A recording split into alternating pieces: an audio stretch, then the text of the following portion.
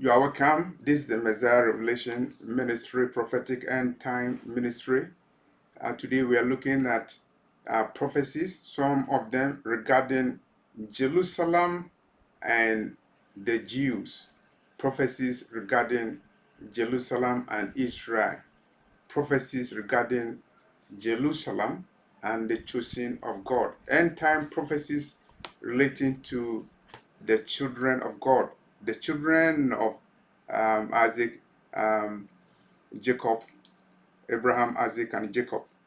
And as we are looking at the prophecies, we need to distinguish them and we need to classify them, whether the prophecies are unfulfilled, or whether the prophecies are partially fulfilled, whether they are fully fulfilled. We also have to look at prophecies that have multiple applications. And this is the acronym I will use, UPFM. UPFM. U meaning unfulfilled prophecy, and then the P meaning partially fulfilled prophecy, the F meaning fully fulfilled prophecy, and M, a prophecy that has multiple applications. It means it will continue to be fulfilled. And those are prophecies that are called multiple uh, application prophecies. And so the prophecy that we start with is Zechariah 12, verse 3. Jerusalem will be a burdensome stone for all people. All that burden themselves with it shall be cut in pieces, though all the people of the earth be gathered together against it. And that is Zechariah prophecy regarding Jerusalem. Nations will gather against the holy city Jerusalem. It will be a burdensome stone for people, for the Gentiles, and the Lord will cut the Gentiles into pieces. Has the prophecy been fulfilled? And I was watching a video, and the presenter, somebody who I believe is a Jew or a supporter of Israel, he said that the prophecy has been fulfilled, and it shows that those who are in Jerusalem now, they are the chosen of God, because he argues that a lot of armies encompass Jerusalem, and they tried to attack Jerusalem, tried to attack the Jews, but they were defeated. Looking at the wars that happened in the state of Israel after its establishment in 1948, has Zechariah 12:3 been fulfilled, Jerusalem being a burdensome stone, and all nations that gather against it shall be cut into pieces. Has any nation be cut into pieces? Any nation that surrounded Jerusalem? And I believe that this prophecy has not been fulfilled yet. And so you cannot use Zechariah 12:3 to argue that the state of Israel is actually the chosen of God. The next prophecy is Luke 21:20. When you see Jerusalem compassed with armies, then you know that the desolation thereof is nigh. When you see armies encompassing Jerusalem, know that Jerusalem is going to be desolated. Has Jerusalem been desolated? Was there a time that Jerusalem was desolated? Some people are saying that Jerusalem was desolated during AD and 70. Jerusalem was desolated. Jerusalem was destroyed by the Romans, and people, the Hebrews, were taken into captivity at that time. Presently, those who are pro-Israel, they cite Luke 21:20. When you see Jerusalem compassed with armies, know ye that its desolation is nigh. Its desolation is very close. People use that partly to get emotion, to get sympathy, to get empathy, to get a lot of funding. People ask for money in support of Israel because they will always quote Luke 21:20. When you see Jerusalem encompassed with army, know that its desolation is very close. So anytime there is any skirmish between Israel and the Arab nation, or a non-state actor like Hamas or Hezbollah, and then they will cite Luke 21 20. Has Jerusalem been desolated? Are armies encompassing Jerusalem? Does it mean that Jerusalem is close to desolation? Of course, the supporters of Israel always cite Luke 21, verse 20. You see armies around Jerusalem, and so it's going to be desolated, and so you have to give money to the people of Israel. Luke 21, 20 should be read in conjunction with Luke 21, verse 24. Luke 21, verse 24 is a classic prophecy. You will be defeated. You will fall under the sword of Rome. You will be taken captive into all nations, and Jerusalem will be trodden down by Gentiles until the time of the Gentiles be fulfilled. Three components of the prophecy, Luke 21:24. You fall under the sword of Rome. 2, you'll be taken captive into all nations. 3, your city will be trodden down by foreigners, by Gentiles, until the time of the Gentiles is fulfilled. Has Luke 21:24 been fulfilled? I would say I'll give it a P, partially fulfilled, and I'll also remind you that Luke 21:24 is being used by pro-Israel pastors to argue that Israel of 1948 fulfills Bible prophecy. I was listening to Pastor John Hagee, and he said Luke 21:24 has been fulfilled because Israel captured Jerusalem. Israel captured Jerusalem from the hands of Gentiles, and that is a fulfillment of Luke 21:24. Jerusalem will be trodden down by Gentiles until the time of the Gentiles has been fulfilled. Has Luke 21:24 been fulfilled? Pastor Hagee and some of the evangelicals in America, they conclude that Luke 21:24 has been fulfilled, and I disagree with them because at the time of making this video and on up to the time that the Antichrist comes to Jerusalem, Jerusalem will be trodden down by Gentiles until their times are filled. Their time is fulfilled. It will be fulfilled when the Messiah comes, because the Messiah will wage war against those who have encompassed Jerusalem, including the army of the Antichrist. And at that time, Luke 21:24 will be fully fulfilled. But right now, it is partially fulfilled because the Hebrews fell under the sword of Rome. The city of Masada, inhabited by black people, through excavation of the ruins of Masada. The black people, they defended the city. They were Hebrew Israelites. They fell under the sword of Rome. They were taken captives into all the four nations, all the four corners of the earth, through the trans-Saharan slave trade, and also through the transatlantic slave trade, and they are still in captivity.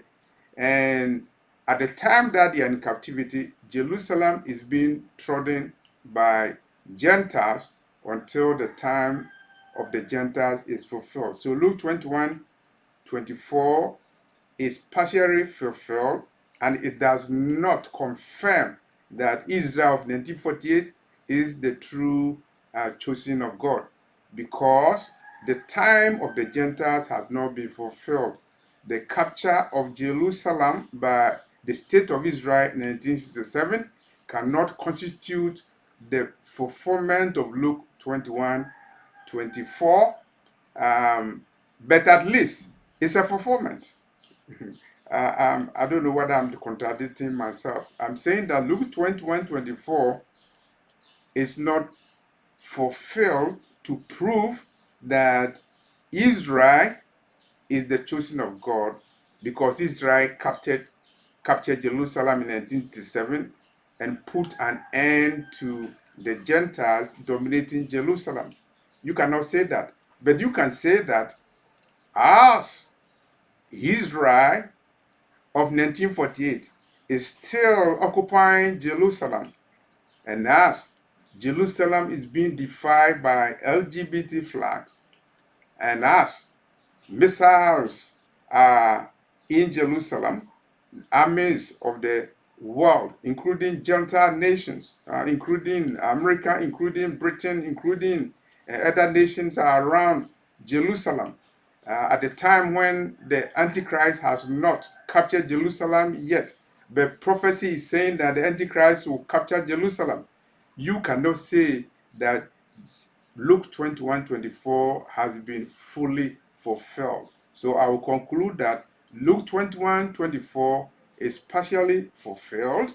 Of course, it's showing that at the time that the Hebrew Israelites are scattered over the world, Jerusalem is still being trodden down by Gentiles.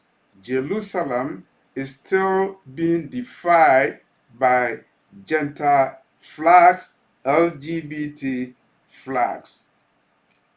And the next prophecy we'll look at is Isaiah 66, verse 8. So I'll read it for the record. Isaiah 66, verse 8. Who have heard such a thing? Who have seen such thing? Shall the earth be made to bring forth in one day, or shall a nation be born at once? That prophecy in Isaiah 66, verse 8 is talking about a nation that is born in a day. And the pro-Israel evangelicals are saying that it has been fulfilled. Isaiah 66 verse 8 has been fulfilled, because there was a day in 1948 when the state of Israel was founded, and that was May 14, 1948, following the UN Resolution 181 passed in 1947, mandating the establishment of a state for Israel in Palestine. And on May the 14th, 1948, the state of Israel was founded. And they are saying that Isaiah 66, verse 8 has been fulfilled. It was fulfilled on May the 14th, 1948. There are several issues involved with that. First of all, you have to assume that those who gathered in Israel in 1948, they are the chosen of God.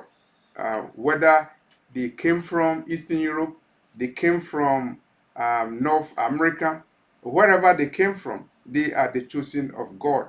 And so when UN passes a resolution, and then when Lord Balfour writes a letter, and when President Harry Truman makes a telephone call, and when Lord Balfour gives the go ahead, and when people gather and form a state in 1948, you cannot use that political maneuvers and the political orchestration to confirm that Isaiah 66, verse 8 has been fulfilled, because a nation has been formed in a day, May the 14th, 1948. Why? You were waiting for a day in Isaiah 11. And the prophet Isaiah 11, verse 10 is saying that there will be a day when the root of Jesse, the Messiah, he will gather the outcasts of Israel and the dispersed of Judah. A day in the future. And it is not tied with May the 14th, 1948. And so you cannot use May 14, 1948, the day that Israel was founded. You cannot use it to confirm that Isaiah 66 verse 8 has been fulfilled. And the next prophecy that we're talking about is Amos 9 verse 15. Amos 9 verse 15. I will plant them in their land. The Lord is saying he will plant his people in their land. Which land? The land given to the children of Jacob by not by convention. It was not by UN convention. It was not by a contract. It was by a covenant from Elohim himself that he gave to the children of Abraham, Isaac, and Jacob, and he gave the land to them. And the prophet Amos in Amos 9:15 is saying, I'll plant them in their land. And the people who are supporting Israel, evangelicals, and political figures, they are saying that the Lord planted his people on the land on May the 14th, 1948. And when you watch Pastor John Hagee, an American evangelical, he will tell you that by the finger of God, the chosen of God were planted in the land of Israel. God used President Harry Truman. God used Lord Balfour of England. The Lord used the Rothschild family to plant the Israelites, the Jews in Israel in 1948 in fulfillment of Amos 9 verse 15. I will plant them in their land. Has the prophecy been fulfilled? You read Obadiah chapter 1 verse 17 and going, the children of Jacob shall possess their possession. That prophecy has not been fulfilled. It will be fulfilled in the end times. It's going to be fulfilled very soon. It is tied up with Isaiah 11 verse 11, because the Messiah will do the gathering of the outcasts of Israel and the disperse of Judah. It will not be President Harry Truman. It will not be Lord Balfour. Neither will it be the Rothschild family. And Obadiah is saying on that day, saviors will come to Mount Zion. There will be deliverance. And who are the saviors? The saviors will be the Lion of the tribe of Judah, Yeshua, Messiah, leading the hosts of heaven. And alongside him will be multitude of angels, and there will be those who will be fighting, and the Hebrew Israelites will also be around on that day. And prophecy states that they will fight alongside the Messiah, and on that day the Lord will give the land to his chosen people. The Lord will plant the children of Jacob, the Hebrews who are scattered over the world. The Lord will plant them in their own land. Presently, they are in captivity in hidden lands, in foreign lands, and they are not been gathered yet, because the Lord told Abraham that your people, they will be sojourners, they will be foreigners in a foreign land, and they are still sojourners in a foreign land. Prophetic term, sojourners. You are a foreigner, you are a sojourner, you are a temporary resident in a heathen land, in a Gentile land, until the prophetic time when the Messiah gathers you from all the four corners of the earth, and he will plant you in your own land. That's why Obadiah is saying the sons of Jacob will possess their possession. And Amos is saying that the Lord will plant them in their own land. So Amos 9:15 is you. It is unfulfilled. At best, it could be partially fulfilled, but it's not fully fulfilled. And so, those who are using Amos 9 verse 15 to claim that the prophecy of regathering has been fulfilled, I think they are making an error. The next prophecies are connected. Revelation 2 verse 9, Revelation 3 verse 9, they all talk about those who say they are Jews, but they are not, they are of the synagogue of Satan. And they argue that Revelation 2 verse 9, Revelation 3 verse 9 is not applicable to the Jews who are in Jerusalem at this time, because the Lord was talking about some people in Smyrna and in Philadelphia who were Judaizers. They were people who were practicing Judaism, and they were persecuting the Christians. And the Lord wrote the letters to those people in Revelation 2 verse 9, Revelation 3 verse 9. So Revelation 2 verse 9, Revelation 3 verse 9, talking about Jews who are synagogue of Satan, does not apply to the Jews who are in Jerusalem now. Is that true or false? My answer is that it is false, because the book of Revelation is about things that will come shortly, as they were shown to Apostle John. It will come shortly. Shortly, it means in the future, before the Messiah comes. There will be people who call themselves Jews, but they are not. They are of the synagogue of Satan. Presently, 2025 and beyond, are there people who call themselves Jews and they are not Jews? Yes.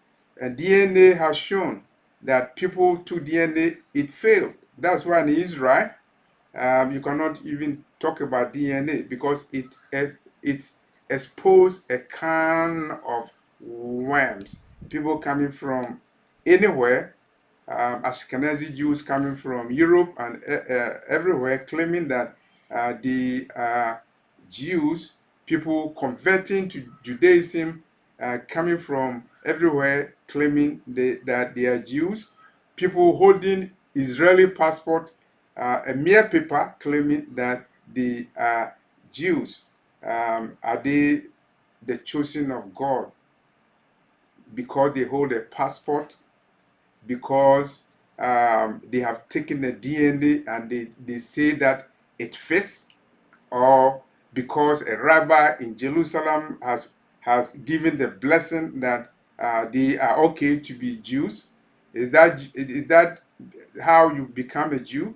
Is that how you get into the covenant that the Lord made with Abraham, Isaac, and Jacob? No. So the Messiah is saying that in the end times, there will be people who will call themselves Jews, and they are not, and they are of the synagogue of Satan. Has that prophecy been fulfilled? Oh, yes, the prophecy has been fulfilled, and it will be fulfilling itself, because people who continually claim to be Jews, but they are not, and they will be considered as the synagogue of Satan.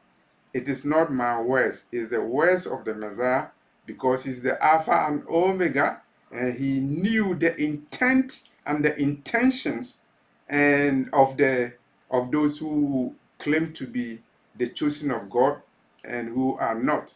Remember the Samaritans who took the identity of the chosen of God. Remember them, and remember those who the Messiah calls the synagogue of Satan. Revelation 2 verse 9, Revelation 3 verse 9 is continually being fulfilled even at the time that I'm making this video.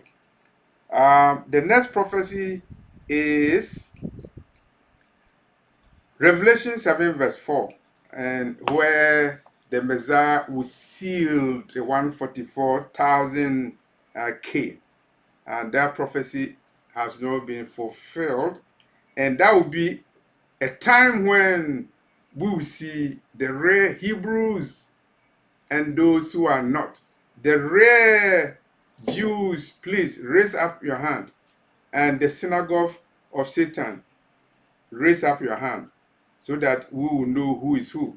And that will be the time of the sealing of the 144 witnesses of the Messiah, spoken of in the book of Revelation, Revelation chapter 7, verse 4. That prophecy will be fulfilled, and it will be a test of who is a Hebrew, who is not, who is a Jew, who is a synagogue of Satan. That prophecy has not been fulfilled, but as a side issue, I remind you that in 2012, I had a vision and where the sons of Issachar appeared to me, and they appeared as black men, and they introduced themselves as the sons of Issachar. We are the sons of Issachar. The prophecy in Revelation 7, verse 4 will come to pass. The sealing of the 144,000, they will be Hebrews, but nothing but Hebrews. They will be all Hebrews, and that prophecy is going to be fulfilled. And the next prophecy, the last one that we will look at, is Genesis 12, verse 3. Genesis 12, verse 3. And they say, those who bless Israel will be blessed, those who curse Israel will be cursed. Is that true? Is that what Genesis 12, verse 3 says? Let's look at Genesis 12, verse 3. Genesis 12, verse 3. What does it say?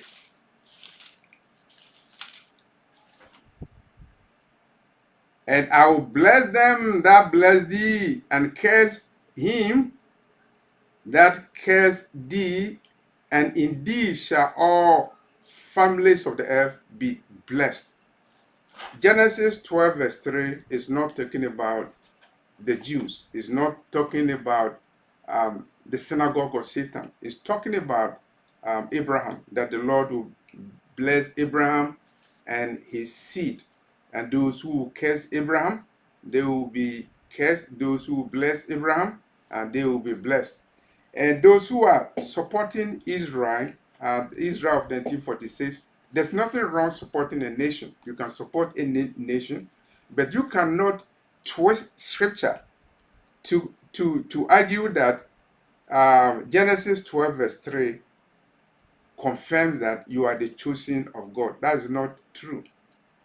Let's say you are an Ashkenazi Jew and you hold an Israeli passport, and because you are an Israel, and then you are saying that I'm in Israel, and Genesis 12, verse 3 is saying that if you bless Israel, God will bless you. If you curse Israel, God will curse you. Is that how prophecy works? No, no. And let's look at the application. They are saying that America bless Israel and God bless America. When did God bless America? When was Israel formed? Was it not in 1948? When did God start blessing America? When did God start blessing America? When did God start blessing America?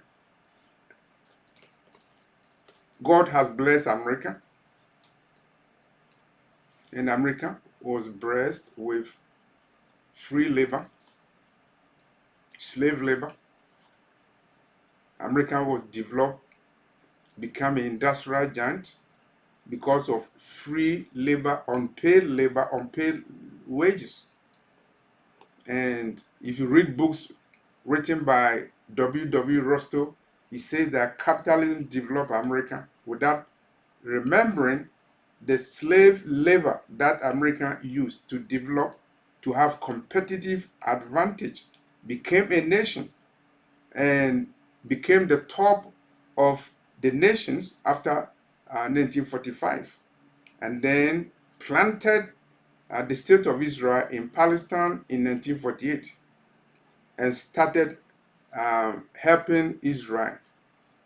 And so, are you saying that all the blessings of America from 1776 to 1948 is the result of America blessing Israel.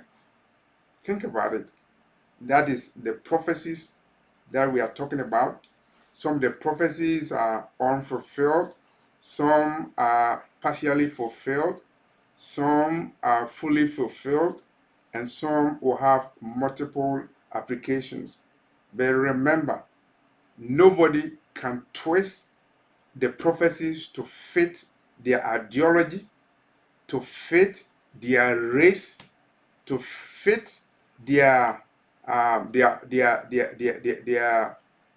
themselves, to profit themselves. Nobody can twist the prophecies.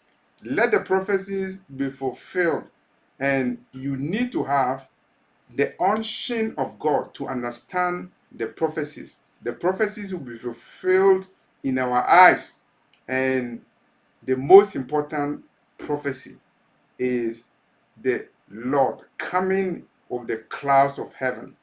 Revelation 1, verse 7. Behold, he comes on the clouds of heaven. All eyes will see him, and all the nations of the world will mourn because of him.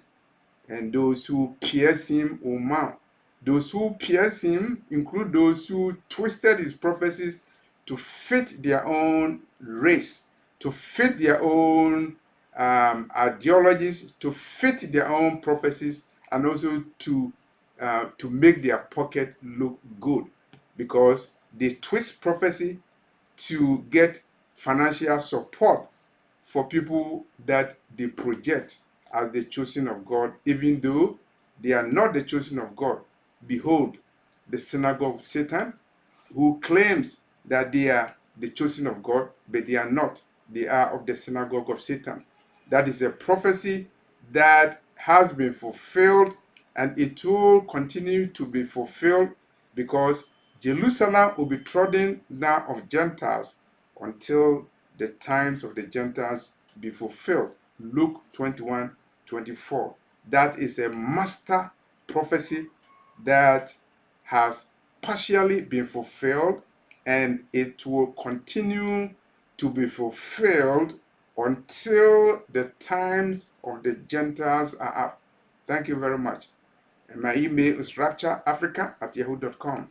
I'm leaving it in the description box.